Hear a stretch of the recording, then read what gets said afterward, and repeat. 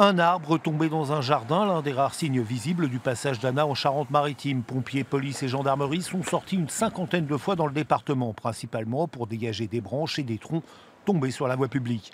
On a bien enregistré une rafale à près de 160 km/h au phare des Baleines, une autre à 120 km/h à La Rochelle. Mais le vent ne s'est pas maintenu assez durablement pour causer de plus importants dégâts. Côté circulation, les ponts n'ont pas été coupés. Seuls les véhicules à remorque, les piétons et les cyclistes étaient interdits de passage. À La Rochelle, néanmoins, pendant 3 heures, les bus sont restés au dépôt, par principe de précaution.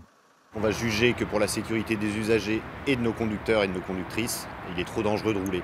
Et c'était le cas ce matin, parce qu'il y avait un vent très fort, très établi. On a une prise au vent avec les bus qui est énorme, et donc il y avait un risque d'accident assez majeur et avéré. Donc on a préféré attendre que le vent se calme pour faire sortir les bus. Sur le port des Minimes, un ou deux bateaux sont tombés de leurs remorques et il a fallu rattacher des voiles, parfois mal enroulées. Les équipes ont l'habitude de ce genre de sport.